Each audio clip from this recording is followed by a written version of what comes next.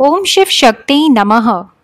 जब सृष्टि कर्म आरंभ हुआ था, उन दिनों 6 कुलों के महर्षि परस्पर वाद विवाद करते हुए कहने लगे, अमुक वस्तु सबसे उत्कृष्ट है और अमुक नहीं है। उनके इस विवाद ने अत्यंत महान रूप धारण कर लिया। तब वे सब के सब अपनी शंका के समाधान के लिए सृष्टिकर्ता ब्रह्मा जी के पास गए और हाथ जोड़कर विनय भरी वाणी में बोली, प्रभु, आप संपूर्ण जगत का धारण पोषण करने वाले हैं।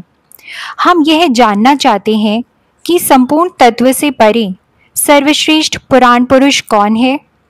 ब्रह्मा जी ने कहा, जहाँ से मन सहित वाणी उन्हें ना पाकर लौट आती है तथा जिनसे ब्रह्मा, विष्णु, रुद्र और इंद्र आदि से युक्त यह संपूर्ण जगत समस्त भूतों और इंद्रियों के साथ पहले प्रकट हुआ है, वे ही है ये देव, महादेव, सर्वज्ञ एवं संपूर्ण जगत के स्वामी।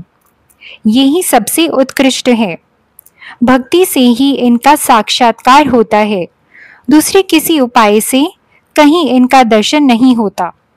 रुद्र, हरि, हर तथा अन्य देवेश्वर सदा उत्तम भक्ति भाव से उनका दर्शन करना चाहते हैं। भगवान शिव में भक्ति होने से मनुष्य संसार बंधन से मुक्त हो जाता है।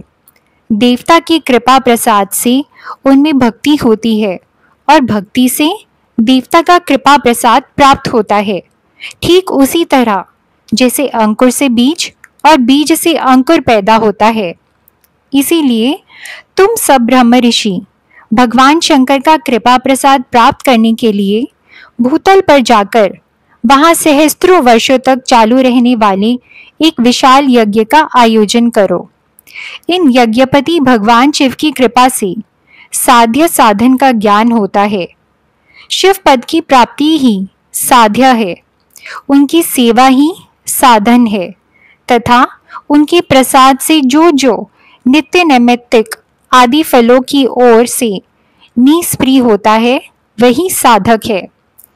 वेदों में कहा गया कर्म का अनुष्ठान करके उनके महान फल को भगवान शिव के चरणों में समर्पित कर देना ही परमेश्वर पद की प्राप्ति होती है। हरि ओम।